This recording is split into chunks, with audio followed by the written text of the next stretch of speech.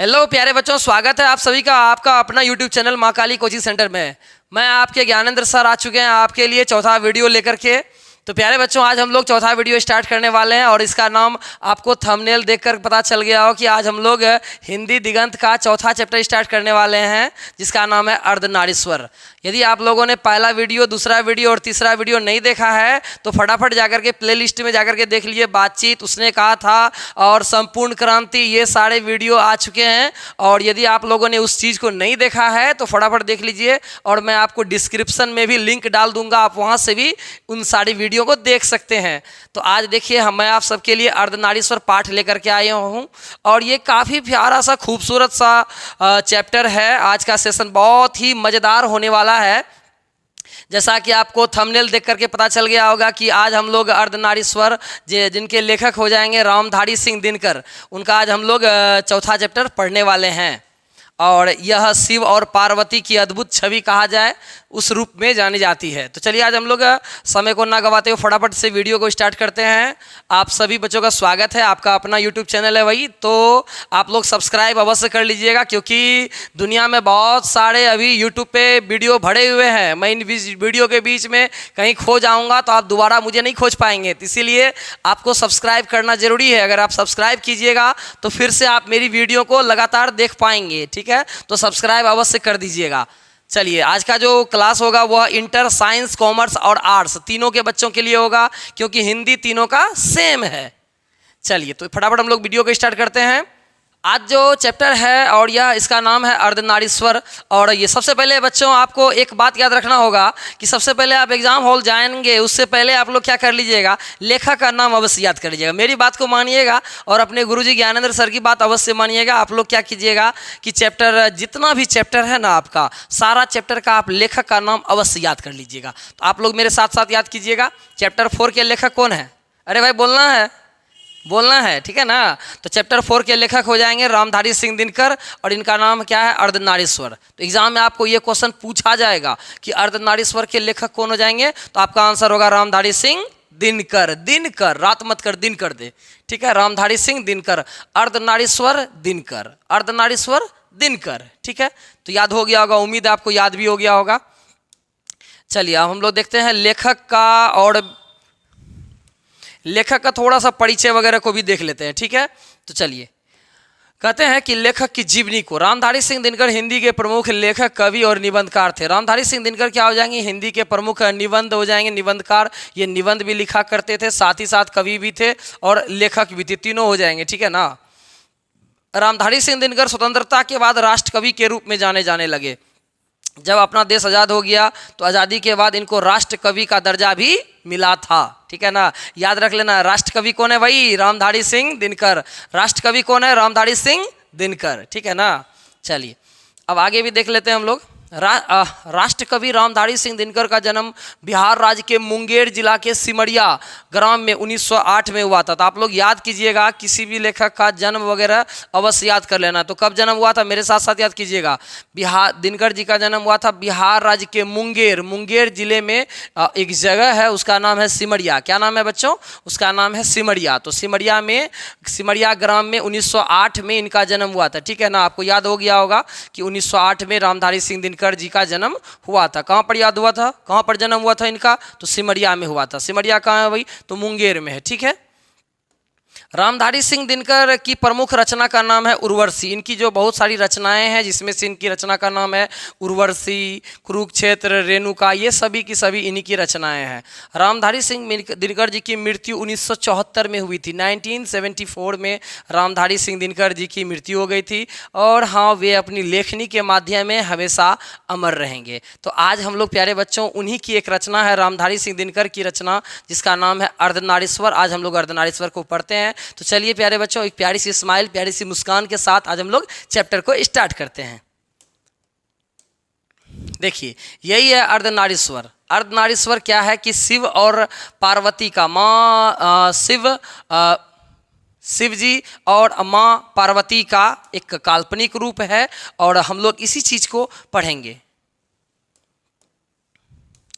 तो हम लोग क्या करने वाले हैं, तो फटाफट हम लोग क्या करते हैं, अपने बुक को स्टार्ट कर लेते हैं। तो हमारा बुक आपके बीच अब रेडी हो चुका है। चलिए बुक को हम लोग स्टार्ट कर लेते हैं।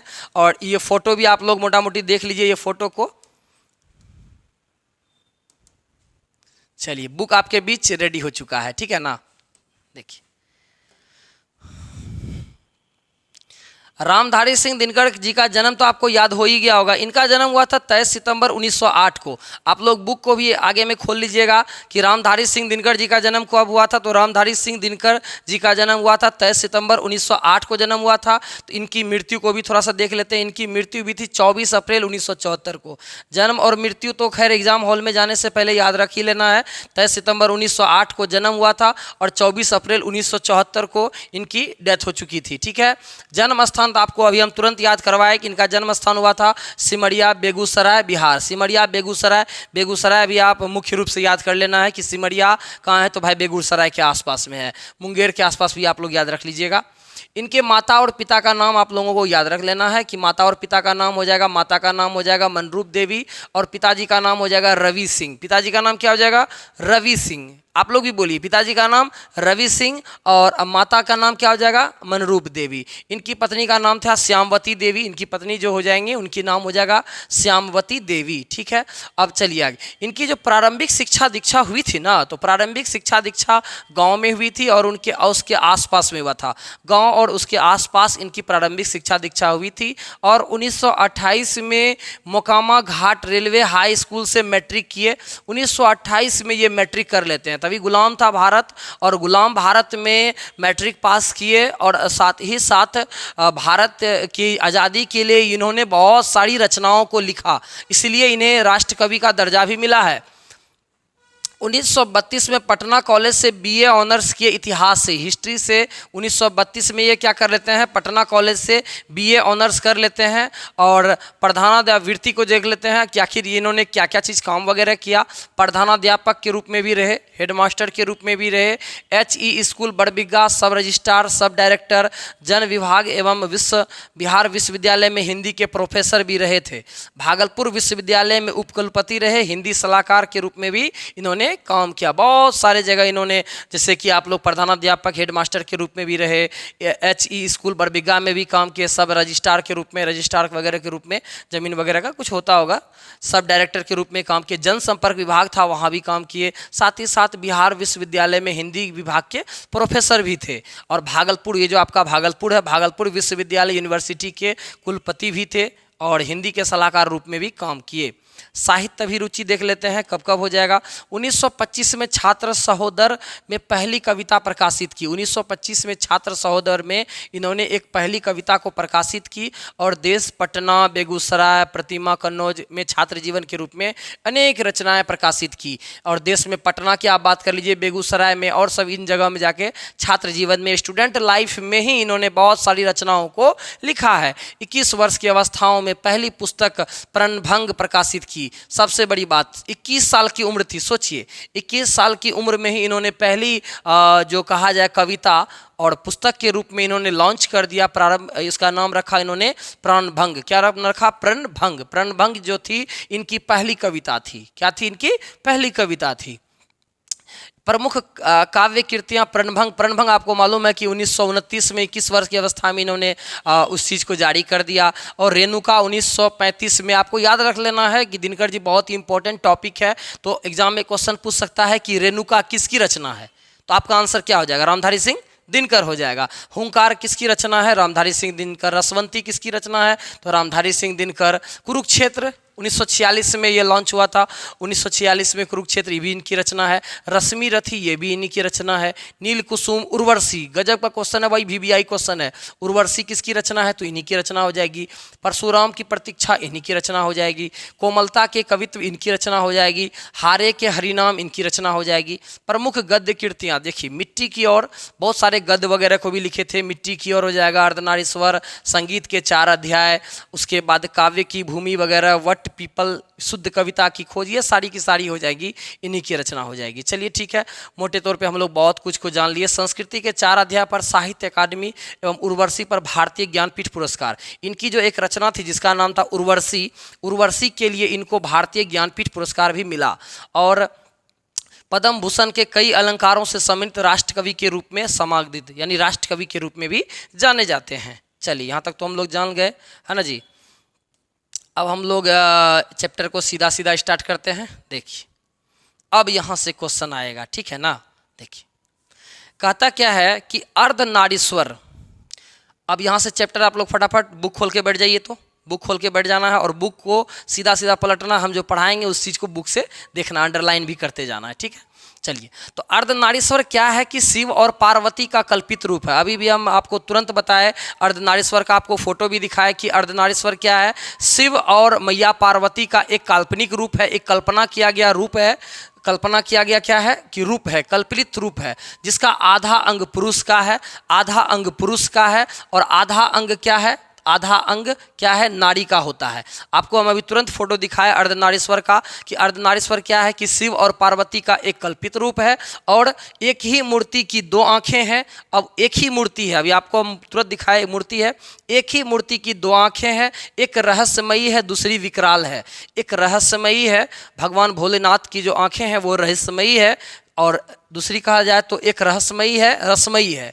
एक रसमयी है, दूसरी विकराल है, दूसरी विकराल है, यानी कि भगवान भोलेनाथ की जो आंखें हैं वह विकराल है और मैया पार्वती की जो आंखें, एक ही मूर्ति में दो आंख है, दो आंख में से एक क्या है एक क्या है कि रसमयी है और दूसरा क्या है विकराल, दूसरा क्या है विकराल रूप धारण किए हुए है भगवान भोलेनाथ की जो आंखें हैं। यानी कहा जाए कि अर्धनारीश्वर क्या है भाई, तो अर्धनारीश्वर शिव और पार्वती का एक काल्पनिक रूप है और दोनों में क्या क्या चीज़ समानता है, क्या क्या चीज़ विषमता है, उन चीज़ों को यहाँ पर बताया गया है। एक ही मूर्ति की दो भुजाएं हैं, एक ही मूर्ति है, एक ही मूर्ति की कितनी भुजाएं हैं, दो भुजाएं हैं और एक त्रिशूल उठाए हुए है। एक भगवान भोलेनाथ है तो फिर त्रिशूल उठाए हुए हैं, फिर दूसरी की पहुँची पर चूड़ियाँ और दूसरे हाथों में चूड़ियाँ हैं और अंगुलियां अलकत, अलकत मतलब होता आलता, और अलकत लगाए हुए है, अलकत से लाल है और एक ही मूर्ति के दो पांव हैं, एक ही मूर्ति है उसका दो पांव है और एक जरीदार साड़ी से आवृत है, एक और मैया पार्वती जो जरीदार साड़ी पहनी हुई है और एक दूसरी बाघांबर से ढका हुआ है। दूसरी और क्या हुआ, वही मूर्ति में दूसरा बाघ का छल्ला से भगवान भोलेनाथ जो है बाघ के रूप में विराजमान है, बाघ का वस्त्र धारण किए हुए, बाघ का छल्ला लगा करके विराजमान है। तो कहते हैं क्या कि यह जो है अर्धनारीश्वर, वह अर्धनारीश्वर क्या है भाई, तो शिव और मां पार्वती का एक कल्पना किया गया रूप है। अब है क्या कि आखिर यह रूप को क्यों कल्पना किया गया, इसी चीज को आपको इस चैप्टर में समझाया गया है, ठीक है। अब देखिए कहता है एक हाथ में डमरू, एक में वीणा परम उदार, एक नयन में गरल, एक में संजीवन की धार, एक में संजीवन की धार, ठीक है। अब देखिए आगे क्या कहता है, जटाजूट में लहर पुण्य की शीतलता की सुखकारी, बालचंद्र दीपित त्रिपुंड पर बलिहारी बलिहारी। तो कहता है एक ही हाथ पर डमरू है, एक हाथ में डमरू है और एक हाथ में वीणा की परम उदार, वीणा से यहाँ कहा जाए तो ज्ञान का भंडार, एक हाथ में वीणा है परम उदार, एक नयन में गरल, एक आंखें क्या है कि गरल है, दूसरे में संजीवन की धार, एक आंख जहाँ विकराल रूप धारण किए हुए है तो दूसरी आंख ममतामयी है, ठीक है ना। तो इस प्रकार से यहाँ पर शिव और पार्वती की जो छवि है उनको यहाँ पर दिखाया गया है अर्धनारीश्वर के रूप में। आखिर ये अर्धनारीश्वर की कल्पना क्यों की गई, ठीक है, तो चलिए उन चीजों को जानते हैं। स्पष्ट है, यहाँ पर लाइन लिखा हुआ है कि स्पष्ट है कि कल्पना शिव और शक्ति के बीच के पूर्ण समन्वय दिखाने के लिए निकाली गई होगी, किंतु इसकी सारी व्याप्तियाँ वही तक नहीं रुकती। अर्धनारीश्वर की कल्पना में कुछ इस बात का संकेत है कि नर नारी पूर्ण रूप से समान है, उसमें एक के गुण दूसरे के दोष नहीं हो सकते, अर्थात नरों में नारियों के गुण आए तो इससे उनकी मर्यादा हीन नहीं होती बल्कि उनकी पूर्णतः में वृद्धि होती है। तो कहता है क्या कि इससे स्पष्ट है, इन बातों से स्पष्ट हो रहा है कि शिव और शक्ति के बीच पूर्ण व समन्वय दिखाने का कल्पना किया गया है। अब सोचिए ऐसी आखिर प्रतिमा क्यों बनाई गई कि एक तरफ शिव जी हैं, दूसरे तरफ हाफ में पार्वती मैया हैं, आखिर ऐसी कल्पना क्यों की गई? ऐसी कल्पना इसलिए की गई कि समाज में पुरुषों और महिलाओं के बीच में समानता आ जाए, दोनों में ऐसा आप नहीं कह सकते हैं कि पुरुषों में गुण है महिलाओं में अवगुण है, ऐसा आपको नहीं सोचना है। इसीलिए तो यह प्रतिमा बनाई गई है ना। तो कहता है आपको ये नहीं सोचना है कि इस बात से अर्धनारीश्वर की ये जो कल्पना की गई है, इसमें आपको ये नहीं, आप इस चीज़ को देख के कह सकते हैं कि पुरुषों में गुण होता है महिलाओं में दोष होता है, या पुरुषों में दोष होता है महिलाओं में गुण होता है। ये चीज़ को आपको नहीं देखना है, क्योंकि दोनों क्या है, नर और नारी संसार में समान है। दोनों में गुण है तो दोनों में कुछ ना कुछ अवगुण भी है। इस चीज़ को दिखाया गया है। और इससे क्या होता है, अब आगे कहता है नरों में नारियों के गुण आ जाए। जैसे कि कोई नर है, जैसे हम हैं नर, यदि हमारे अंदर में कुछ नारियों वाले गुण आ जाए, आप लोग कहिएगा सर नारी वाला गुण आ जाएगा तो गड़बड़ा जाएगा मैटर, तो नहीं भाई। यदि अगर हमारे अंदर में कुछ नारियों के गुण आ जाए तो इससे मेरी मर्यादा कम नहीं होगी, बल्कि मेरी मर्यादा और बढ़ जाएगी। जैसे फॉर एग्जाम्पल के तौर पर आप समझिएगा, जैसे मान के चलिए क्या कि घर में बच्चे वगैरह सब रहते हैं, बच्चे वगैरह को खिलाने का काम जिम्मेदारी जनरली महिलाओं का होता है। यदि अगर हमारे अंदर में, यानी मान के चलिए कि मेरे घर में कोई नहीं है, ठीक है, तो हम अपने बच्चों को क्या करेंगे, उनकी माँ नहीं है तो हम क्या करेंगे, बच्चों को क्या करेंगे, उसको रखेंगे, दुलार मलार से खाना पीना खिला दिए, तो तब हम क्या हैं, हम देखिए हम हैं भले ही पुरुष, लेकिन अगर उनकी माँ नहीं है तो हमको वहाँ पर क्या करना है, उनकी माँ का फर्ज निभाना है। तो बताइए कि मेरे अंदर में क्या, किस चीज़ की गुण आ गई, महिलाओं वाली गुण आई कि नहीं आई, क्योंकि हमारे अंदर में वहाँ पर क्या झलक गया, ममता।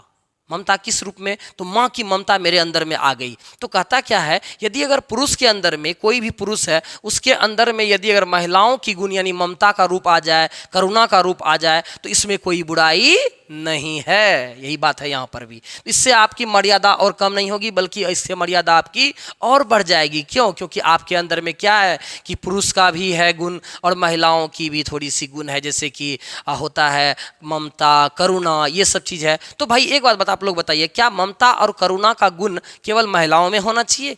क्या पुरुष के अंदर में क्षमा, ममता, ये सब का भाव नहीं होना चाहिए? हाँ भाई, होना चाहिए।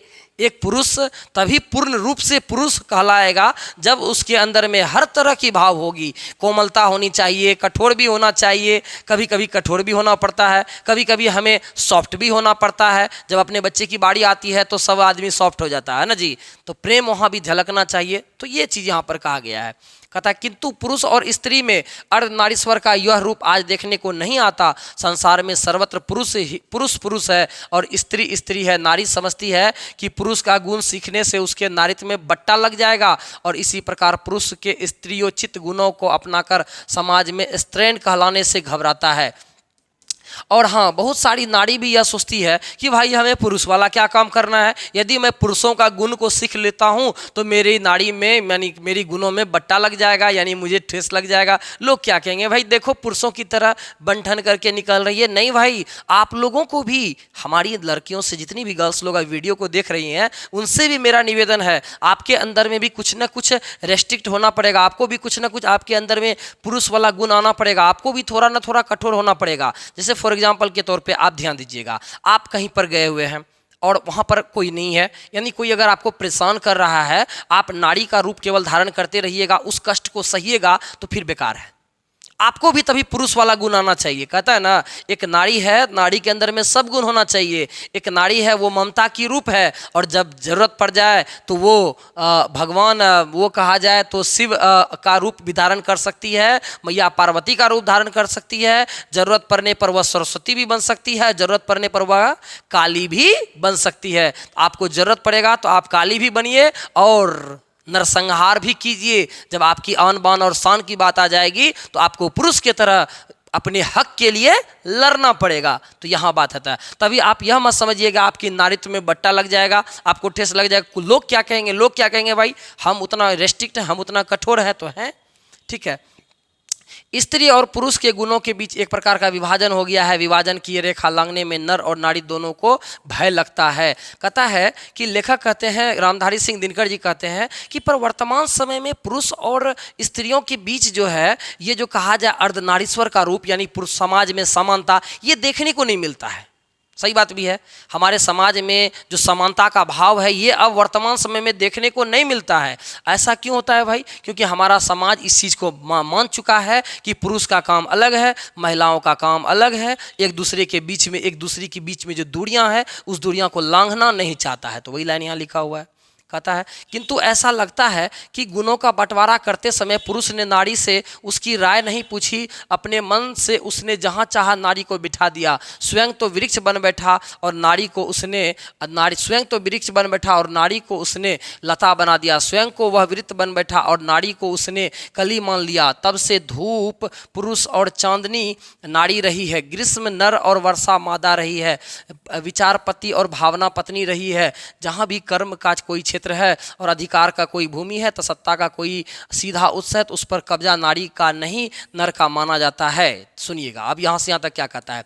किंतु ऐसा लगता है, अब सोचिए आखिर ऐसा क्यों बात आ गया, आखिर ऐसी कौन सी बात आ गई, आखिर कब ऐसा हुआ कि पुरुष का कर्म क्षेत्र अलग हो गया, पुरुष का काम अलग हो गया। तो वही कहता है आखिर जब इस संसार में, इस समाज में जब हक की बात आई तो क्या जब पुरुषों को उसका काम दिया जाने लगा तो ऐसा लगता है कि नारियों से नहीं पूछा गया कि आपको क्या काम चाहिए, आपको क्या चीज़ करना चाहिए। तो वही लाइन लिखा हुआ है कि हे भगवान, जब आप गुणों का बंटवारा कर रहे थे तब आपने ये नहीं पूछा नारियों से, कि ये नहीं पूछा कि उसकी राय क्या है। आपने नारी से नहीं पूछा उसकी क्या राय है, नहीं पूछा। आपने केवल पुरुषों से पूछा और उसको उसका वास्तविक हक दे दिया। और नारी को क्या बना दिया, पुरुष को बना दिया आपने वृक्ष और नारी को बना दिया उसकी लता। क्यों? क्योंकि लता क्या होती है, अपने सहारे के लिए वृक्ष पर डिपेंड करती है। तो भैया एक ही घर में क्या बन गया, पुरुष बन गया कौन सी, वृक्ष, और नारी बन गई क्या,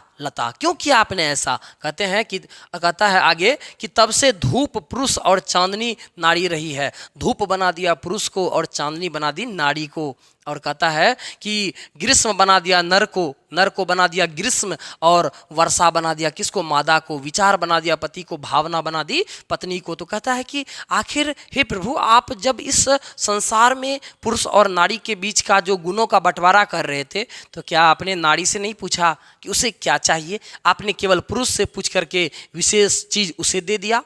तो ये कहता है यहाँ पर। ठीक है, उम्मीद आप लोग को समझ में आ रहा होगा। पूरा वीडियो देखिएगा और भी अच्छा से समझ में आएगा, क्योंकि अब क्या होता है कि वीडियो कहीं से भी बुक से क्वेश्चन उठा करके दे देता है, आपका एग्जाम में नहीं बनेगा तो आप सोचते रह जाइएगा।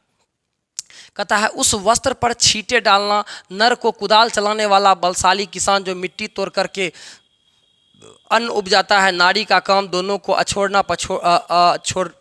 पछोड़ना है। नर में नदियों की वेगमय प्रवाह, नारी उसमें लहर बन कर उठती गिरती रहती है। सिंहासन तो वस्तुतः राजा के लिए होता है, रानी उसकी उमंग की शोभा मात्र है। सत्य है राजा की गिरीवा और विशाल वक्षोदेश, रानी उन पर मंदार हार बनकर झूलने के लिए। राजा काया और नारी छाया का प्रतीक है, सत्य का साकार के रूप में राजा ही होता है। रानी है कल्पना की रंगीन जाली और सपनों की मीठी मुस्कान जो जीवन में उतरी वाह वाह नहीं उतरी वाह वाह कहावत चल पड़ी है। तो सुनिए इतना तो क्या कहता है, कहता है उस वस्त्र पर छींटे डालना, नर है कुदाल चलाने वाला। अब देखिए इस संसार में क्या हुआ है, नर को बना दिया है कुदाल चलने वाला, यानी कि नर को बना दिया गया है बलशाली, पावरफुल बना दिया गया है। ठीक उसी प्रकार से अन्नदाता वह नारी को बना दिया, नारी का काम दोनों को अछोड़ना पछोड़ना है। नारी का काम है केवल उस चीज़ को जा करके, आप मान के चलिए कि पुरुष है बेचारा खेत में काम कर रहा है तो नारी को बना दिया, भाई जाओ तू खेत में खाना लेकर के जाओ, तो वहाँ पर उसको थोड़ा सा बलशाली कम शक्तिमय बना दिया है।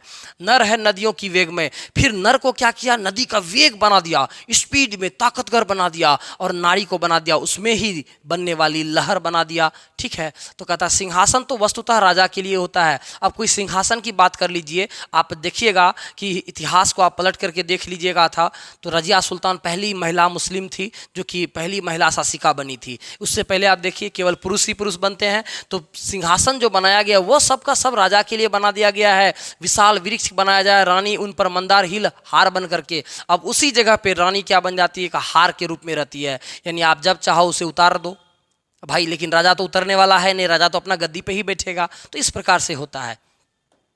चलिए कहता है पुरुष अनेच्छे दिव शेर ज्वाला तप्त रौद्र दाह, कामिनी अनोच्छे यामिनी शांति समीरा परिवाह। ठीक है, तो यहाँ कहता है पुरुष अनेच्छे देवशेर, पुरुष को क्या किया गया है? देवशेर बना दिया गया है, ज्वाला बना दिया गया है, प्रचंड बना दिया गया है, बलशाली बना दिया इस समाज ने मिल करके। वही नारी को क्या किया गया है? शक्तिहीन बना दिया गया है। तो कहता है दिवस की ज्वाला तप्त धूप पे, ये पुरुष की लाई हुई चीजें हैं, कामिनी तो अपने साथ यामिनी की शांति लाती है। तो कहता है पुरुष को तपती धूप में जितना बलशाली बना दिया गया, नारी को उतना नहीं बनाया गया है।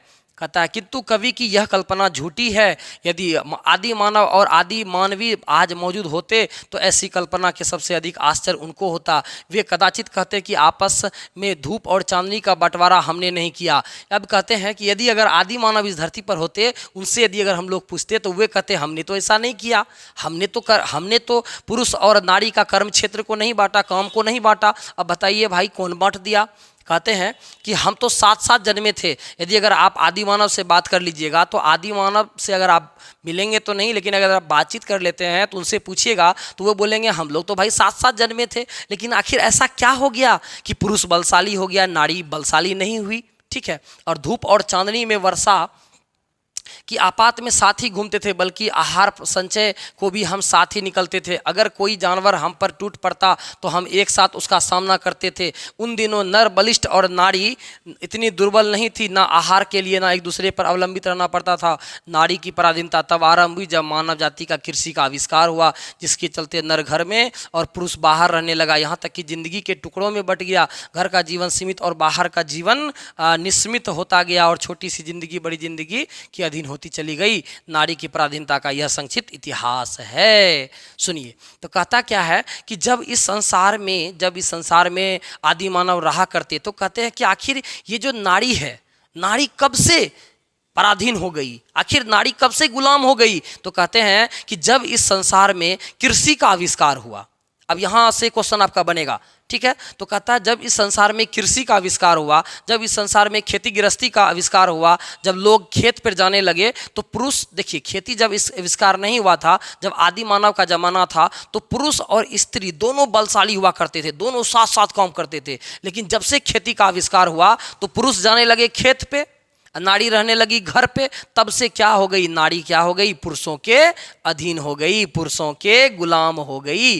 गुलाम कह लीजिए भाई या उसके अधीन कह लीजिए। अब लीजिए भाई, आप लोग ही खुद जब घर पर रहने लगे तो आप हमसे क्या पूछिएगा, ठीक है। तो इस प्रकार से एक छोटा सा इतिहास है, इसके द्वारा आप समझ सकते हैं कि नारी कब से पुरुषों के अधीन हो गई, यानी उसके नीचे काम करने लगी। आप कह सकते हैं, यहाँ से आप समझ सकते हैं छोटी सी बातों को। कहता नर और मादा पशुओं में भी थे, पक्षियों में भी थे, किंतु पशु पक्षियों ने अपनी मर्यादाओं पर आर्थिक परावश नहीं लादी, ठीक है। और किंतु मनुष्य की मादा पर यह पराधीनता आप से आप लद गई, और इस पराधीनता में नर नारी की सहज दृष्टि भी छीन ली गई, जिसमें नर पक्षी अपनी मादा को या मादा अपने नर को देखती है। कृषि का विकास सभ्यता का पहला सोपान था, किंतु इस पहली ही सीढ़ी पर सभ्यता ने मनुष्य की भारी कीमत वसूल ली। आज प्रत्येक पुरुष अपनी पत्नी को फूलों सा आनंदमय भर समझता है, और प्रत्येक पत्नी अपने पति को बहुत कुछ उसी दृष्टि से देखती है जिस प्रकार से लता अपने वृक्ष को। यहां से क्वेश्चन आपका बनेगा, 2 क्वेश्चन बनेगा। कहता क्या है कि सुनिए, आप भले ही पुरुष में, आप भले ही कहा जाए कि मनुष्य में आप नर और नारी में भेद कर सकते हैं कि भाई नारी का काम होता है ये, पुरुषों का काम होता है ये। लेकिन आप पशु पक्षियों की बात कर लीजिए, तो क्या पशु पक्षी में ऐसा होता है? क्या पशु पक्षी में ऐसा बिल्कुल भी नहीं होता है। दोनों में पावरफुल बराबर है और दोनों का काम भी बराबर है। लेकिन भाई मनुष्य में ऐसा कैसे हो गया? सोचने वाली बात है। लेकिन पुरुषों में तो ऐसा नहीं होता है।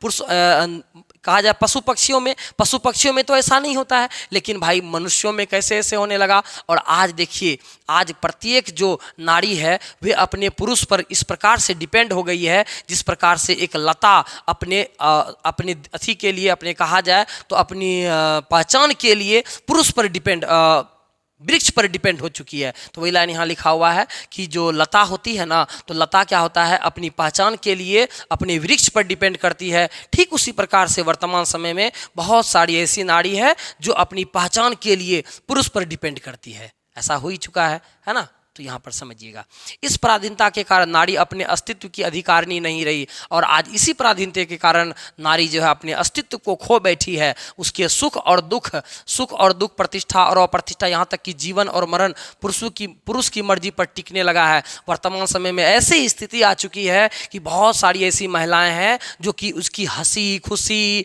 सारी की सारी चीज़ पुरुषों की मर्जी पर टिक चुका है। वे अच्छी तरीक़ा से खिलखिला करके हंस भी नहीं पा रही है अपने ही घरों में, है ना। तो यहाँ पर कहता है कि उनका जो पूरा जीवन है और जीना मरना सारा का सारा चीज़ पुरुषों की मर्जी पर टिक चुका है। उनका सारा मूल्य इस बात पर जा ठहरा कि पुरुषों को उसकी कोई आवश्यकता है या नहीं है। इससे नारी की पद मर्यादा प्रवृत्ति मार्ग के प्रचार से उठती है और निवृत्ति मार्ग से प्रचार से गिरती है। जो प्रवृत्ति मार्ग हुए उन्होंने नारी के गले से लगाया, क्योंकि जीवन का आनंद चाहते थे और नारी आनंद की खान थी। सुनिएगा, अब यहाँ से है कि प्रवृत्ति मार्ग और निवृत्ति मार्ग क्या है। सुनिएगा, प्रवृत्ति मार्ग का मतलब होता है कि जो आदमी अपने घर में अपनी वाइफ के साथ रहता है तो वो हो गया प्रवृत्ति मार्ग। और निवृत्ति मार्ग मतलब क्या हो गया कि निवृत्ति मार्ग का मतलब होता है कि जो आदमी अब गृहस्थ जीवन को, घर के जीवन को अब छोड़ कर करके कि बाहर चले जाता है, अब बस मान के चलिए संन्यास जीवन को धारण कर लेता है,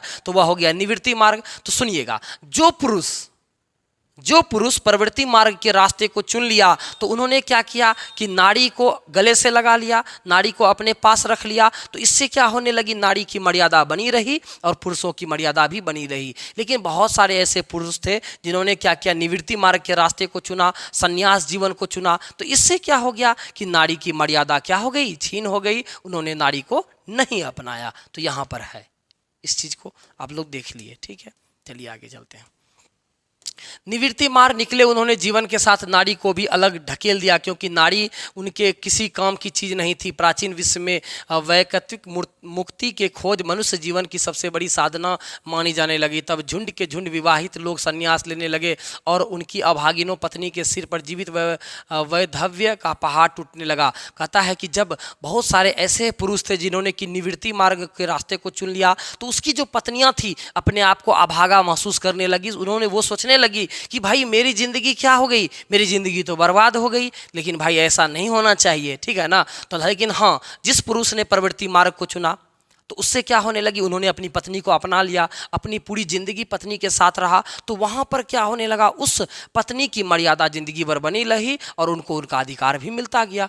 तो यहाँ पर कहता है कि जरा उन आंसुओं की कल्पना कीजिए जो उन अभागिनों की आंखों के बहते होंगे, जिनके पति परमार्थ के लाभ के लिए त्याग देते थे। जरा सी बेबसी को ध्यान में लाइए और इस अनुभूति को उठती होगी, आखिर जो संन्यास लेता है वह निष्ठुर है, कायर है, कठोर नहीं, बल्कि पुण्यात्मा, साहसी और साहस सबसे बड़ा वीर है। हाय री नारी, और इन परिस्थितियों की हार कर स्वेच्छा अपने आप को सचमुच ही पुण्य का बाधा और पाप की खान मानकर पछाड़ खाकर रह जाती होगी। अब कहता है यहाँ पर क्या है कि सोचिए जरा सा, एक समय ऐसा था जब बहुत सारे ऐसे लोग सब थे, जब भक्ति आंदोलन सब चल रहा था, तो बहुत सारे ऐसे पुरुष सब ऐसा हुआ करते थे जो क्या किया, अपने घर को छोड़ करके डायरेक्ट संन्यास पे संन्यास बन रहे थे। तो सोचिए जरा सा, उसकी पत्नी का क्या हाल हुआ होगा, कौन रखेगा उसकी पत्नी को। तो बहुत सारी ऐसी पत्नियां थी जो अपने आप को अभागा महसूस करती थी। क्यों? क्योंकि उनका अस्तित्व ही अब खत्म हो चुका था, क्योंकि वो अपने अस्तित्व के लिए, अपनी पूरी पहचान के लिए पुरुष पर निर्भर हो गई थी। आज पुरुष ही उसको छोड़ करके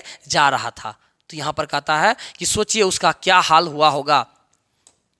अब एक थोड़ा सा कहानी स्टोरी बीच में यहाँ आ जाता है कि बुद्ध और महावीर ने कृपा करके नारियों को भिक्षुणी होने का अधिकार दिया था, किंतु यह अधिकार भी नारी के हाथ सुरक्षित न रह सका। जैसे दिगंबर संप्रदाय निकला, तब धर्माचार्य नारियों की भिक्षुणी होने वाली बात से घबरा उठे। धर्म पुस्तक में उन्होंने नए नियम का विधान किया और नारियों की भिक्षुणी होना व्यर्थ है, क्योंकि मोक्ष नारी जीवन को में नहीं मिल सकता। नारियाँ घर में ही रह करके दान पुण्य करे, उस दिन की प्रतीक्षा करे जब उनका जन्म पुरुष योनि में होगा। जब वे पुरुष होकर जन्मयोगी संन्यास तभी ले सकेंगी जब वह मुक्ति की बाधा मिलेगी। और बुद्ध ने भी एक दिन आयुष्मान आनंद से इस पश्चात कह दिया था, आनंद, मैंने जो धर्म चलाया है वह 5 सहस्त्र वर्ष तक चलने वाला था, किंतु अब वह केवल 500 वर्ष चलेगा, क्योंकि नारियों को मैंने भिक्षुणी होने का अधिकार दे दिया। तो सुनिएगा, गौतम बुद्ध के एक शिष्य थे जिसका नाम था आनंद। क्या नाम था? आनंद। गौतम बुद्ध के एक शिष्य हुआ करते थे जिसका नाम था आनंद। तो गौतम बुद्ध ने जो जिस धर्म को चलाया था, बौद्ध धर्म को, तो गौतम बुद्ध ने कहा था कि नारियों को केवल घर में रहना चाहिए। मैं नारियों को भिक्षुणी होने का अधिकार नहीं देता हूँ। मैं नहीं कहता हूँ कभी भी कि नारी को आप भिक्षुणी बन जाइए, आप संन्यास जीवन में धारण कर लीजिए। इसीलिए उन्होंने कहा था, हे आनंद, मैंने जो धर्म चलाया है ना, तुम इस धर्म में कभी भी नारियों को मत लेना, कभी भी नारियों को भिक्षुणी मत बनने देना, अपने धर्म में नारी को कभी मत शामिल करना, क्योंकि यदि अगर तुम नारी को इस धर्म में शामिल कर लोगे तो यह जो हम लोगों ने बौद्ध धर्म चलाया है, यह धर्म 500 वर्ष से ज़्यादा नहीं चलेगा। लेकिन आज देखिए बौद्ध धर्म इतना फल फूल रहा है, तो बताइए क्या नारी के उसमें आने से क्या बौद्ध धर्म खत्म हो गया? नहीं ना। तो लेकिन गौतम बुद्ध की ये जो कल्पना की गई थी, ये सारी की सारी बातें केवल झूठ साबित हो गई। तो कहने का मतलब यही है कि बहुत सारे लोग ऐसे सोचते हैं कि यदि कोई काम नारी को दे दिया जाए तो वह काम गलत हो जाएगा, वह काम बेकार हो जाएगा। लेकिन भाई ऐसा नहीं है। अब वर्तमान समय में जो महिलाएं हैं वो पुरुष के साथ कंधे से कंधे मिलाकर के चल रही है। आप हर क्षेत्र में बात कर लीजिए, जैसे आप अंतरिक्ष की बात कर लीजिए, कल्पना चावला, सुनीता विलियम्स जैसी जो महिलाएं हैं वो पुरुष के साथ साथ चल रही है। और आप किसी भी क्षेत्र में बात कर लीजिए, भारत के वर्तमान राष्ट्रपति की भी बात कर लिया जाए, राष्ट्रपति जो है महिला है, हो जाएंगे, है ना, द्रौपदी मुर्मू, वो भी महिला ही है। और बहुत सारे अच्छी जगह ऐसे हैं, सेक्टर है जहाँ पर कि महिलाएं बहुत आगे निकल चुकी है। तो यहाँ पर गौतम बुद्ध की ये जो कल्पनाएं हैं वो बस एक धूमिल साबित हो जाती है। ठीक उसी प्रकार जैसे कि दिगंबर वगैरह सब हो गया, श्वेतांबर और दिगंबर हो जाएंगे, जिस प्रकार से जैन धर्म में उनमें भी कहा गया था कि महिलाओं को अपने ग्रुप में शामिल नहीं करना है, क्योंकि इससे क्या हो जाएगा, यह धर्म भ्रष्ट हो जाएगा, खत्म हो जाएगा। लेकिन वहाँ भी क्या होता है, सारी की सारी बातें झूठ साबित हुई। ठीक है, चलिए आगे चलते हैं हम लोग। धर्म साधक महात्मा साधु नारियों से भय खाते थे। जितने भी धर्म साधक वगैरह हुआ करते थे, महात्मा सब हुआ करते थे, सब नारियों से भय खाते थे। उनको लगता था कि भाई नहीं, नारी को इसमें एंट्री नहीं करना है, क्योंकि इसमें महात्मा ने ब्याह भी, इनमें से कई महात्माओं ने ब्याह भी किया और फिर नारियों की निंदा भी की। कबीर साहब का एक दोहा मिलता है, कहता है सुनिएगा, बहुत सारे ऐसे महात्मा थे जो कि नारी से शादी भी कर लिए, लेकिन सबसे अधिक अगर वो किसी का बुराई किए तो वो नारी का ही किए। तो सुन लीजिएगा, उसमें से एक महात्मा हो जाएंगे कबीर साहब। कबीर साहब ने नारियों से क्या कहा, कहते हैं सुनिएगा, नारी तो हम हूँ कड़ी तब ना किया विचार, जब जानी तब पाड़िहिनी नारी महाविकार। तो उन्होंने नारी के बारे में कहा कि नारी तो हम हूँ कड़ी तब ना किया विचार। कहता नारी के बारे में कहते हैं कि नारी से अब उनके पाड़िहिनी, नारी क्या होती है, एक नारी महाविकार, नारी एक जो है ना विकार के रूप में कहा जाए, यानी एक गलत सेंस के रूप में कहा जाए, तो वहाँ पर नारियों को उन्होंने शो किया है कि नारी एक तुच्छहीन है, विकार है, मतलब गलत है। ठीक है, इस प्रकार सुनिएगा, नारियों की यह अवहेलना हमारे पूर्व काल में भी पहुंचती है। अब सुनिए, नारी के बारे में हमारे पूर्व काल में ही नारियों के बारे में बहुत सारी ऐसे अवहेलनाएं वाली बात किताबों में लिखी हुई है। अब देखिए, इनको देख लीजिए कबीर साहब को, कबीर साहब खुद शादी उदी कर लिए और नारी के बारे में बताइए कितना बेकार सा बात लिखे हुए हैं। हमको पढ़ने में भी नहीं हो रहा था कि नारी के बारे में क्या लिख दिया। नारी को उन्होंने महाविकार कहा, मतलब गेल गुजरल कहा, सीधा बात समझिए। ठीक है, अब कहते हैं नारियों के बारे में प्राचीन काल में भी बहुत सारे ऐसे लेखक थे जो कि नारियों के बारे में भी कहते हैं। सुनिएगा, इसी में से एक लेखक हो जाएंगे बर्नार्ड शॉ। बर्नार्ड शॉ ने नारी को कहा है अहेरिन। सुनते जाइएगा, बर्नार्ड शॉ ने नारी को कहा है अहेरिन। अहेरिन का मतलब क्या होता है भाई, आप लोग समझिए, अहेरिन का मतलब क्या होता है।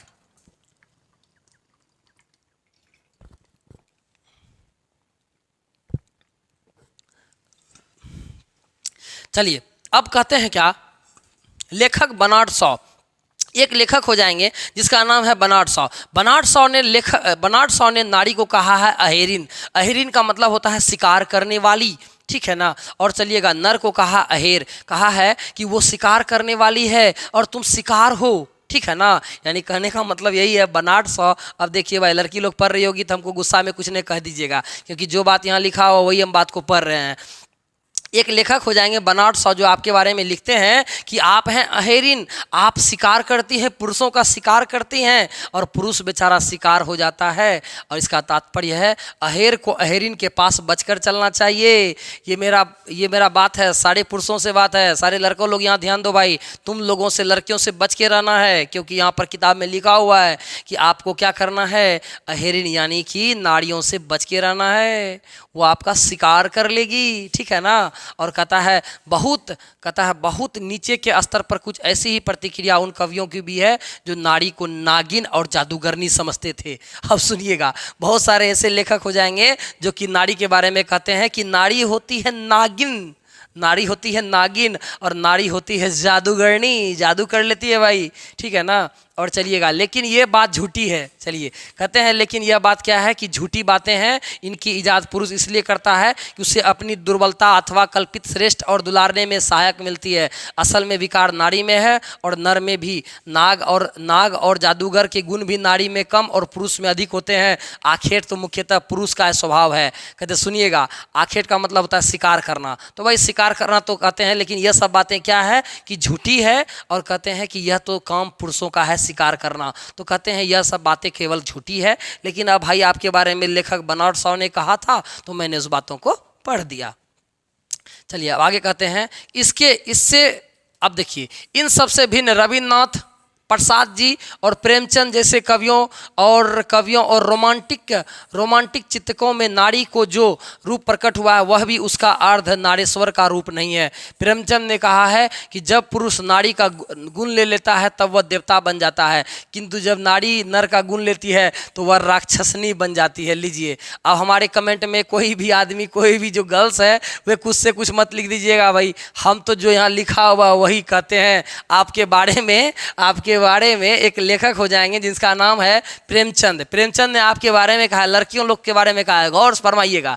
प्रेमचंद ने लड़कियों के बारे में कहा है कि सुनिए, जब पुरुष, जैसे हम लोग हैं, जब पुरुष नारी का गुण धारण कर लेता है, यानी जैसे मैं अगर नारी का गुण धारण कर लेता हूं तो मैं देवता बन जाता हूं। लेकिन वहीं यदि अगर कोई लड़की है, वह अगर पुरुष का गुण धारण कर लेती है तो वह बन जाती है राक्षसनी। क्या बन जाती है? राक्षसनी। यदि अगर कोई लड़की है, अब देखिए, लड़की अगर कोई बन जाती है, पुरुष का रूप धारण कर लेती है, तो वह बन जाती है क्या? राक्षसनी बन जाती है। ठीक है, तो अब आप हमको कुछ मत बोलिएगा, क्योंकि मैं यहाँ लिखा हुआ था, मैंने उन सारी बातों को पढ़ करके आपके बीच दे दिया। अब हमको लगता है यहाँ से जितनी भी गर्ल्स है वो गुस्सा होकर के इस वीडियो को छोड़ के भाग जाएगी। भाई छोड़ना नहीं है, सुन लेना, आगे आ गया आपका तारीफ भी करेंगे, ठीक है ना। तो वीडियो को पूरा देखिएगा, तारीफ भी आपका लास्ट में जाते वक्त कर देंगे, ठीक है। चलिए ठीक है, आप जो देखिए, जो बात लिखा हुआ तो पढ़ेंगे ही ना जी। चलिए, इस प्रकार प्रसाद जी के इस इरा के विषय में यदि यह कहा जाए कि इरा वह नारी है जिसने पुरुषों के गुण सीखे हैं, निष्कर्ष यही निकलेगा कि प्रसाद जी भी नारी को पुरुषों के क्षेत्र से अलग रखना चाहते थे। और रविन्द्रनाथ का मत भी यह स्पष्ट है कि वे कहते हैं, सुनिएगा, इस प्रकार से प्रसाद जी जो थे, जो लेखक हो जाएंगे, वे चाहते हैं कि पुरुष का कर्म क्षेत्र अलग है, पुरुष को अलग रखना चाहते हैं और नारियों को अलग रखना चाहते हैं। इसका कहने का ये निष्कर्ष है, ठीक है। अब आगे थोड़ी सी लाइन भी लिख देते हैं। नारी यदि भारी है, सुधु धर नीर शोभा, सुधु आली, सुधु भालोवसा, सुधु सुंदुर छले, शत्रु भंगी माए, पलके पलके फुटू फाए जुड़ाए, बांके बंधे रहे हंसे केंदे, सेवाए सहोगे छपे। ठीक है, बाकी सब चीज़ में कोई दिक्कत नहीं है, आप बाकी चीज़ को काफ़ी आप लोग पढ़ लीजिएगा, ठीक है। काफ़ी वीडियो लंबा हो जाता है, इस चीज़ को कल्पना समझाना बहुत टफ हो जाता है, ठीक है। चलिएगा, कहते हैं कि अर्थात नारी की सार्थकता उसकी भंगिमा के मोहक और आकर्षक होने में है, केवल पृथ्वी की शोभा, केवल आलोक, केवल प्रेम की प्रतिमा बनने में है। कर्म कीर्ति वीर्य बल और दीक्षा लेकर वह क्या करेगी? अब सुनिएगा, अर्थात कवि कहते हैं कि ये जो नारी है, ये नारी है केवल पृथ्वी की शोभा। अरे भाई देखिए, मैंने आपकी तारीफ कर दी, सब नारी लोग, जितने भी गर्ल्स लोग हैं, खुश हो जाइए। कहते हैं कि ये जो नारी है वो पृथ्वी की शोभा है। ये पढ़ लिख करके क्या करेगी? ये शिक्षा दीक्षा लेके क्या करेगी? हम ऐसा नहीं बोल रहे, यहाँ पर लिखा हुआ है। कहते हैं कि ये जो नारी है, वो नारी जो है, ये धरती की मनमोहक छवि है। आप लोग डेकोरेट वाले चीज़ हैं, मनमोहक छवि है और आकर्षक रूप है। यह केवल पृथ्वी की शोभा है, यह केवल प्रतिमा बनने योग्य है। आप केवल सुंदरता के लायक हैं, आप केवल घर में सजाने योग्य हैं, और आप कीर्तिमान और वीर बल, आप शिक्षा दीक्षा लेकर क्या करेंगे? आप लोग घर में ही रहिए और अपनी सुंदरता को चार चांद लगाइए, ठीक है। अब चलिए आगे कहते हैं कि मेरा अनुमान है कि ऐसी, अब कहेंगे सर कैसा बात पढ़ रहे हैं सर, अब क्या कीजिएगा सर, ऐसा बात लिखा हुआ है तो पढ़ देते हैं।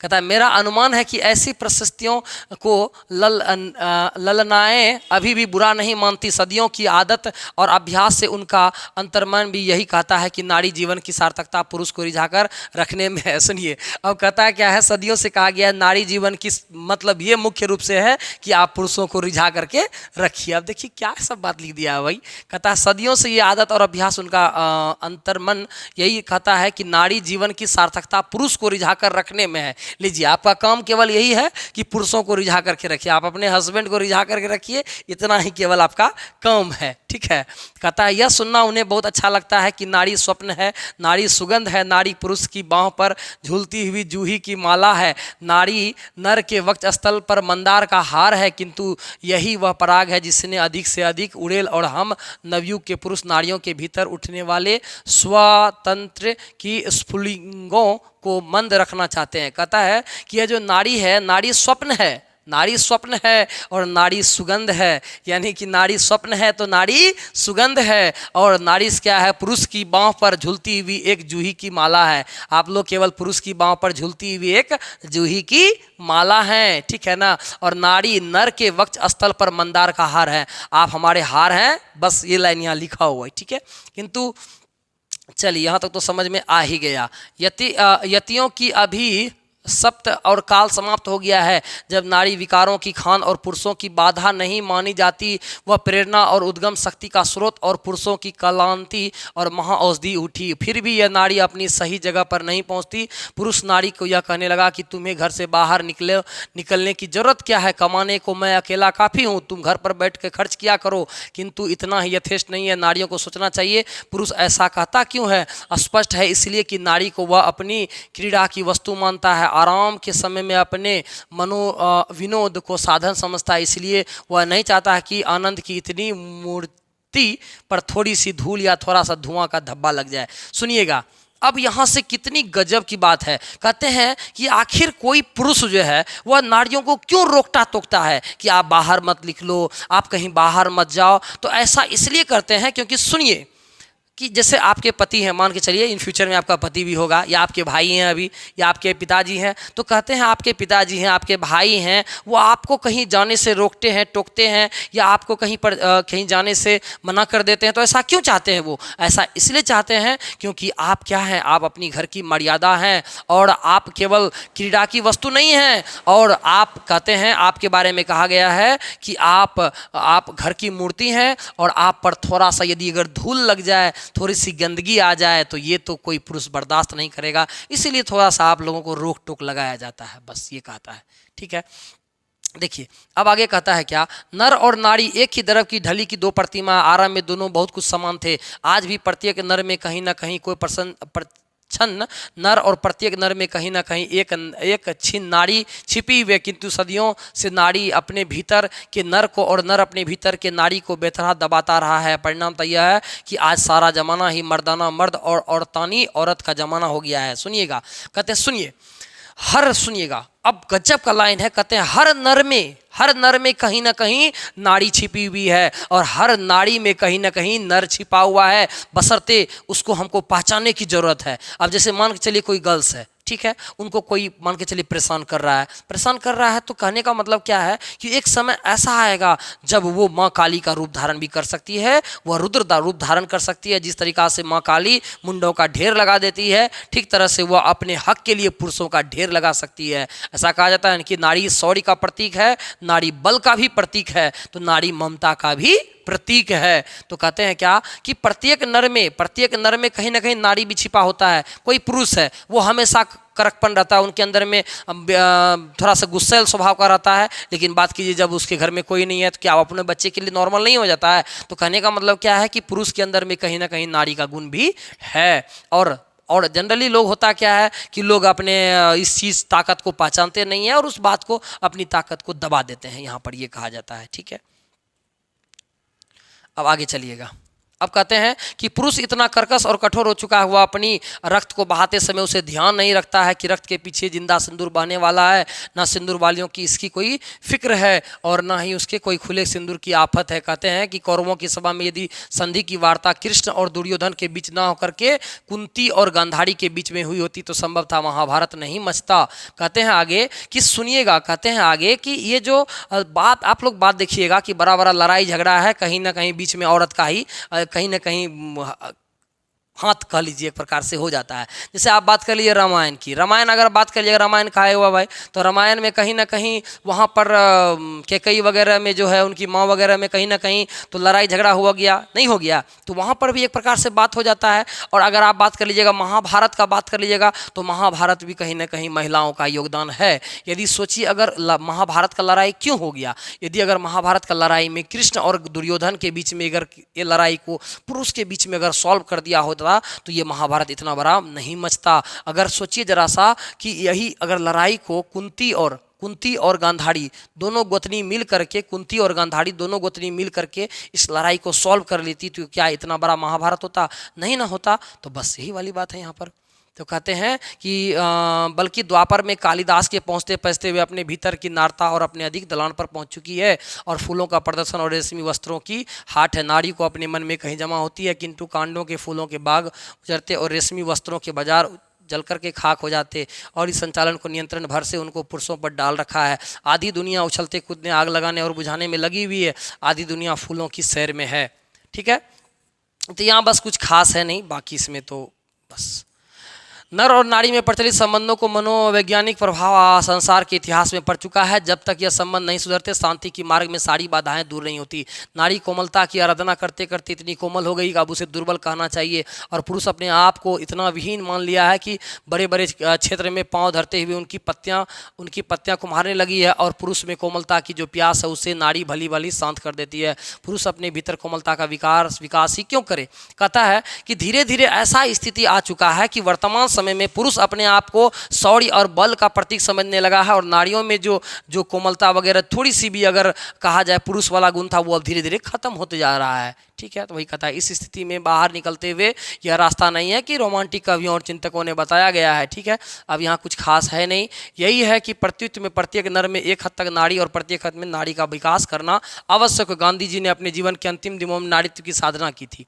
अब सुनिएगा, अब अंतिम पैराग्राफ है, इसको पढ़ लेते हैं। कहता है कि प्रत्येक नर में एक हद तक नारी और प्रत्येक नारी में एक हद तक नर बनना आवश्यक है। देखिए, प्रत्येक नर को कहीं ना कहीं हद तक नारी बनना आवश्यक है, और प्रत्येक नारी को कहीं ना कहीं हद तक नर भी बनना आवश्यक है। आप महात्मा गांधी की बात कर लीजिए, महात्मा गांधी भी अंतिम दिनों में नारीत्व की साधना की थी। उन्होंने भी नारीत्व की साधना की थी, क्योंकि नारी पूजनीय योग्य है। और उनकी पोती ने उन पर जो पुस्तक लिखी है, उनका नाम ही बापू मेरी माँ है।